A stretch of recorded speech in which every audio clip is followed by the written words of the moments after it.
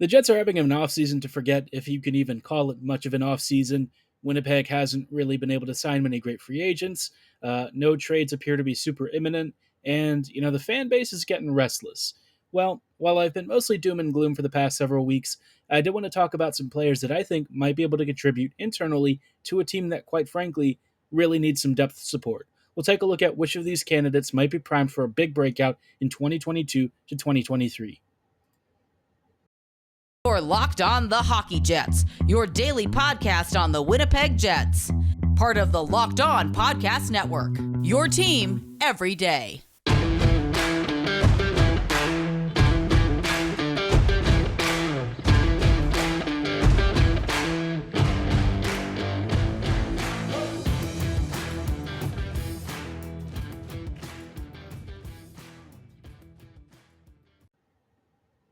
Hello, friends, and welcome to tonight's episode of Locked On Winnipeg Jets, part of the Locked On Podcast Network, your team every day.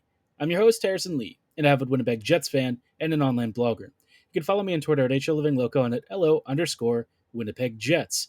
Thank you for choosing to make Locked On Jets your first listen of the day every day.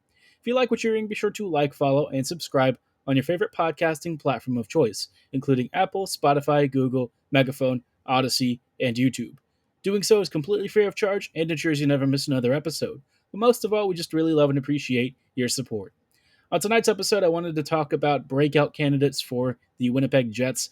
Obviously, right now the roster is in a bit of a rough state, and regardless of who you're projecting where in terms of the lineup, it's not really looking like a team that has, well, more than maybe just a playoff appearance, but not much more than that, stored up in its ranks. So, given all of this, obviously it's not really a time where I think a lot of positivity is running and coursing through the fan base, but I kind of wanted to circle back and take a look at, well, given who's on hand for the Jets right now, what can we expect from this team and which players might actually be primed for big breakout campaigns, especially players who we've had for maybe a little bit longer than some of the other prospects and stuff, and just really haven't had a chance for one reason or another to crack the lineup. So the first player I do want to start off with is a guy that I've personally been a big fan of for many years.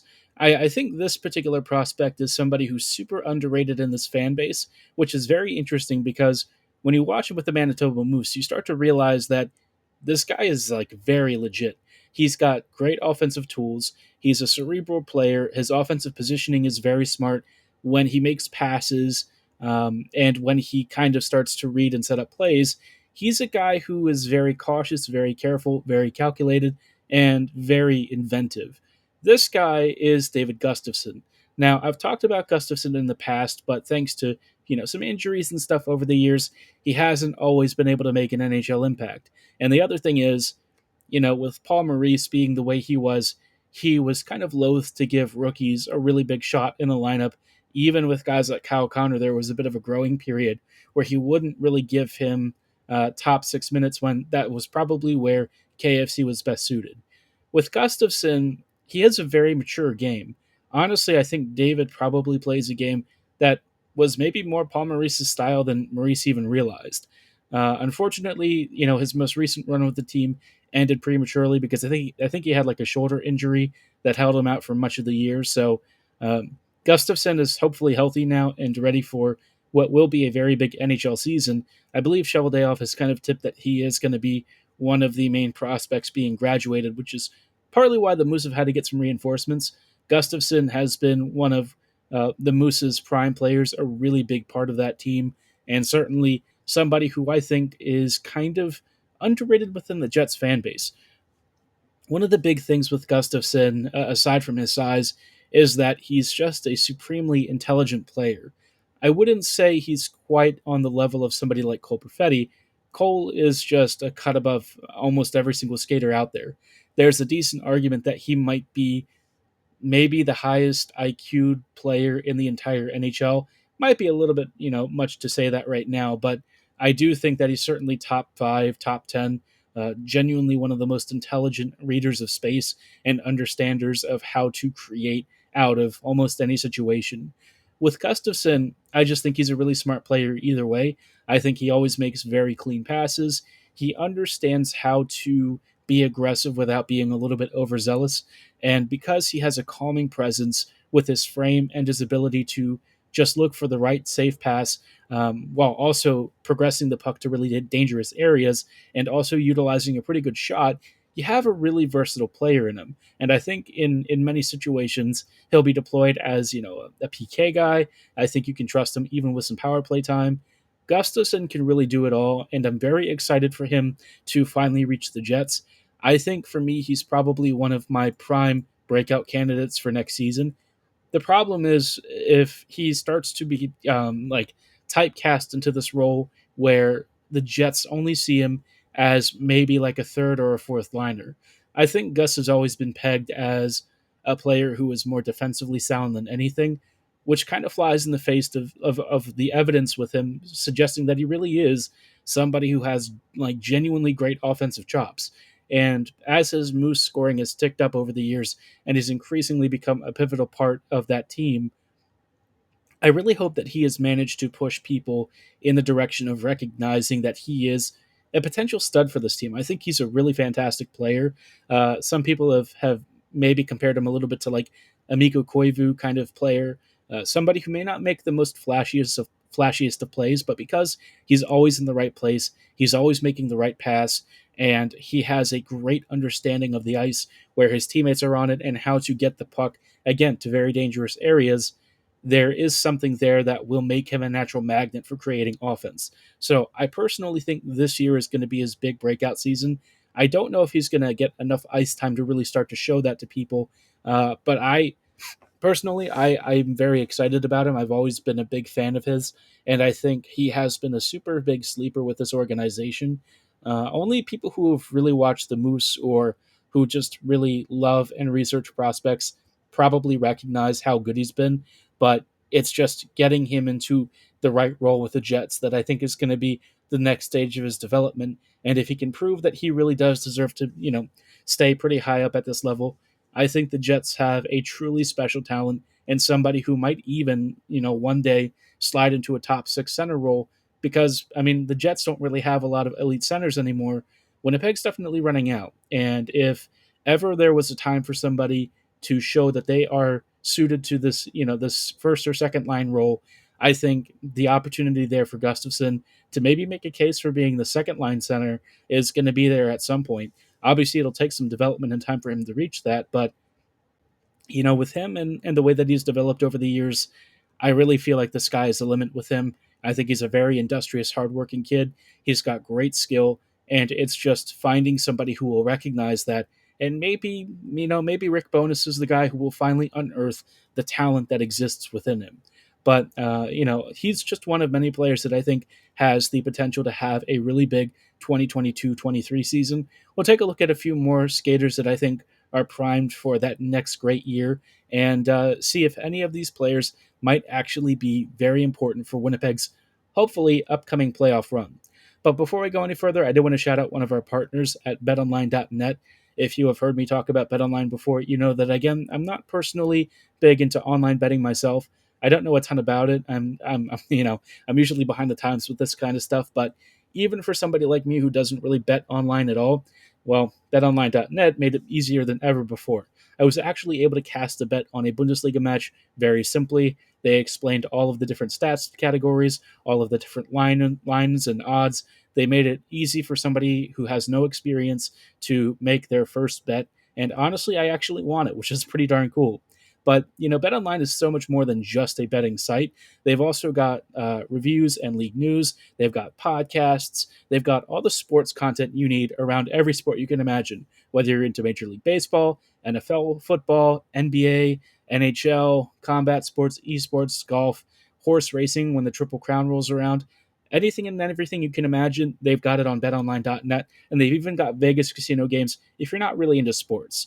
It really couldn't be easier to get started. Just register for a free account on betonline.net on your laptop or mobile device and check out all of the latest and hottest action right now, because BetOnline is where the game starts. Hello, friends, and welcome back to this episode of Locked On Winnipeg Jets. We are taking a look at some players for Winnipeg that are maybe inside the prospect system and are frankly primed to do something really special for the Jets.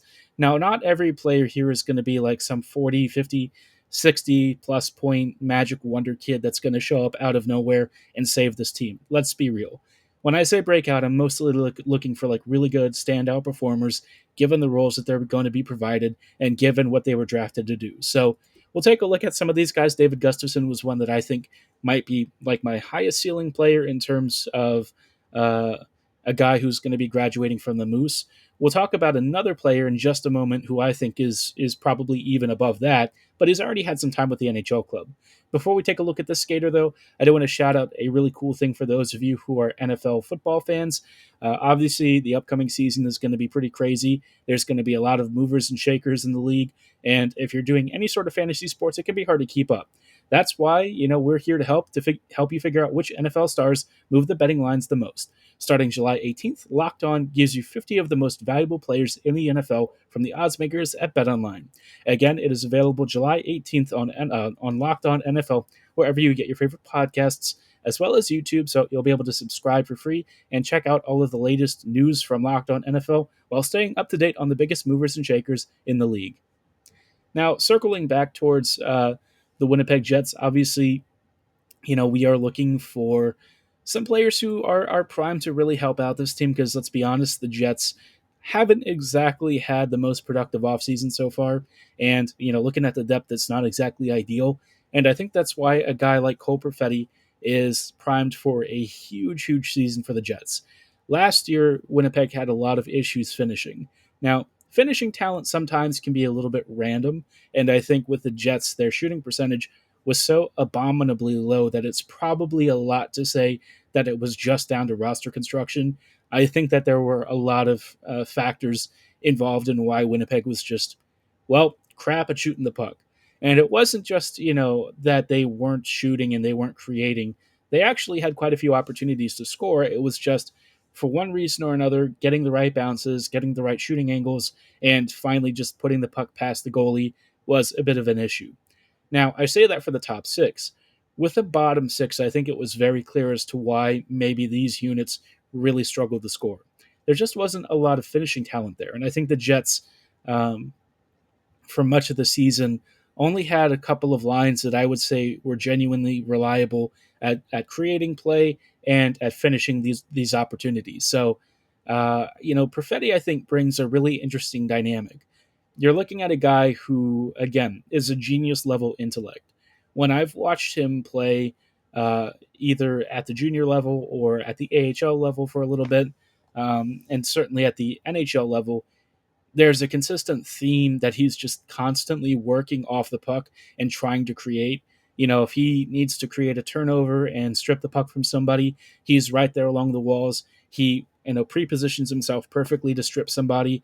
He's always got an eye for where the puck carrier is, and he's constantly getting in between the skater, the puck, and then thieving it and creating a counter off of this.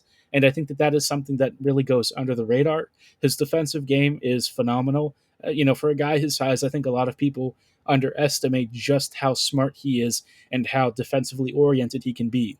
And a lot of it is because he wants to take that defensive action and turn it into an offensive opportunity, which there just aren't many players like that I've ever watched that are constantly hungry for the puck and looking to take it back no matter what.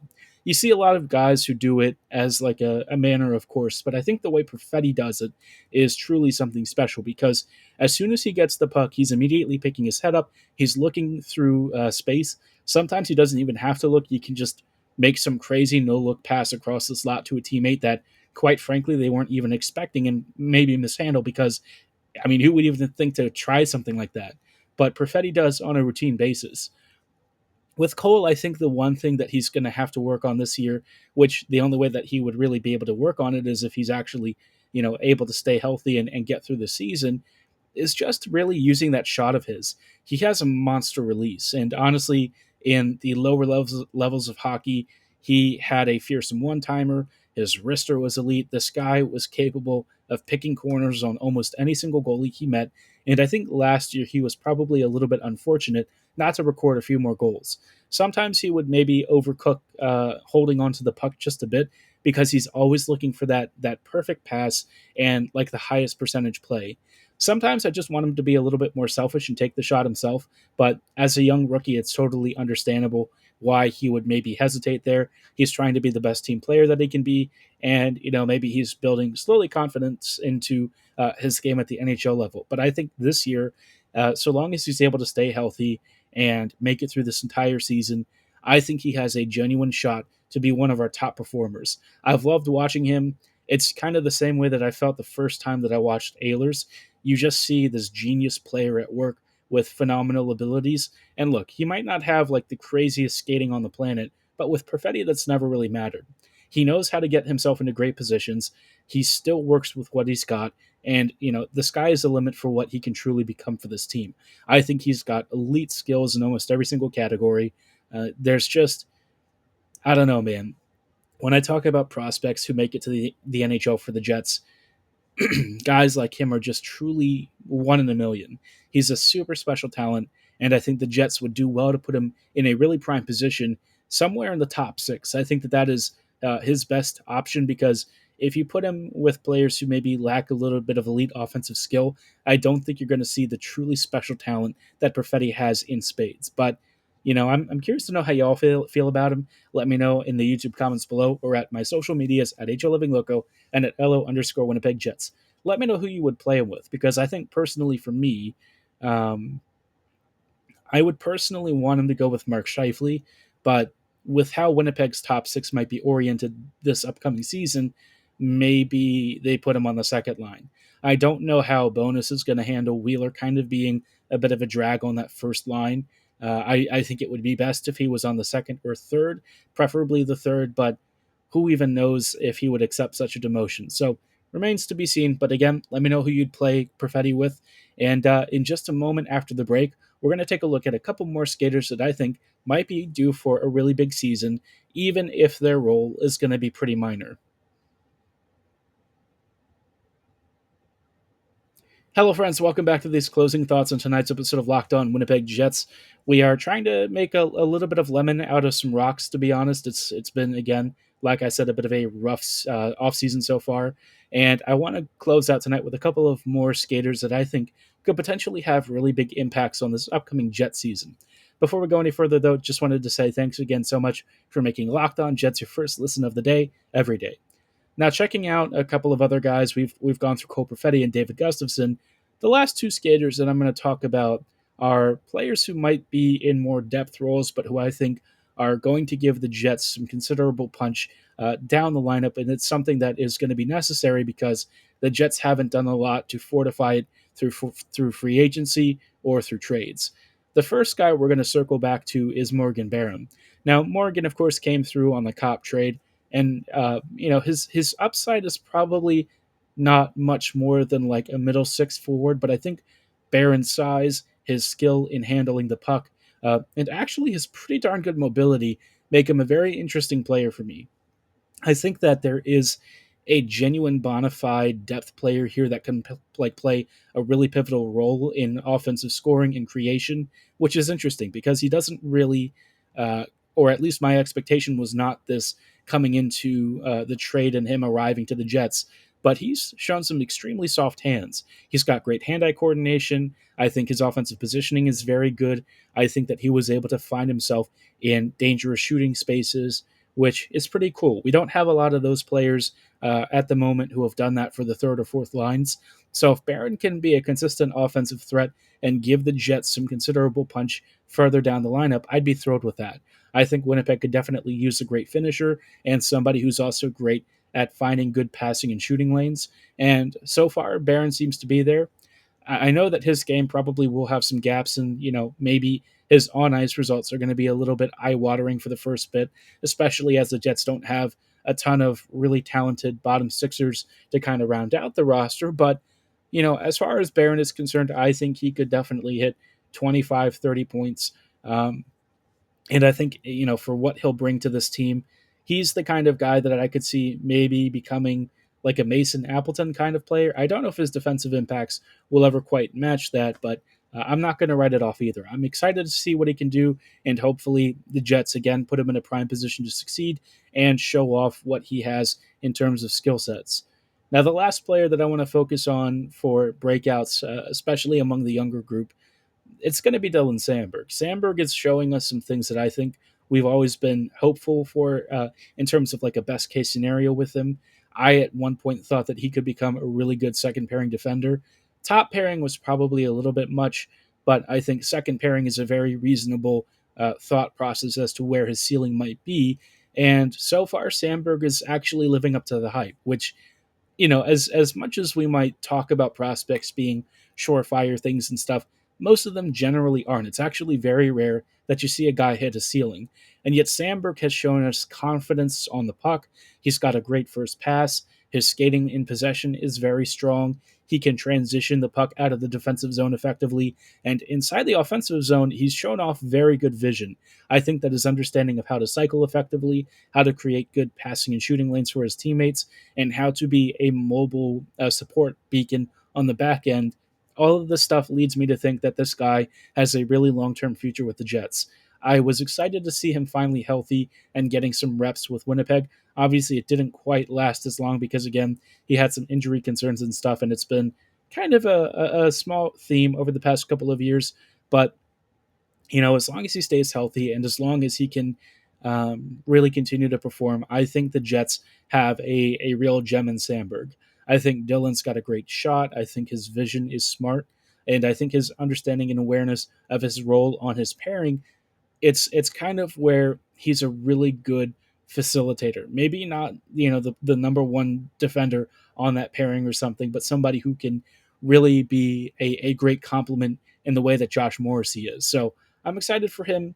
Um, there is a guy in the Jet system that I think might also do a lot of the same stuff, but maybe be a bit more offensively inclined. Of course, that's Ville Heinola, but I don't know if he's going to be here by the time camp rolls around. I've always kind of been concerned that Heinola might get traded. If he is somebody who's going to stick around and be a part of this future team, I do suspect that he will, be another really big breakout candidate. But again, I just kind of worry that he is going to be one of the odd men out. But, for now, I think these four guys are players that we can focus on. I might talk about a few more other players from the more veteran side that I could see having really big bounce back seasons or just having big years in general. And we'll focus on some of these guys most likely next week. But as far as tonight's episode is concerned, that is going to be all the time that we have. Again, I just wanted to say thanks again so much for making us your first listen of the day every day. While you're at it, though, I also wanted to let you know that you should make your second listen Locked On NHL. Locked On experts give you a daily 30-minute podcast on all things NHL all year long. You can find it on the same platforms that you find us on: Odyssey, YouTube, Spotify, Megaphone. The list goes on and on. Be sure to like, follow, and subscribe on one of those platforms. We really love and appreciate the support. And as always, thank you so much for listening. Have a great night, and go Jets go.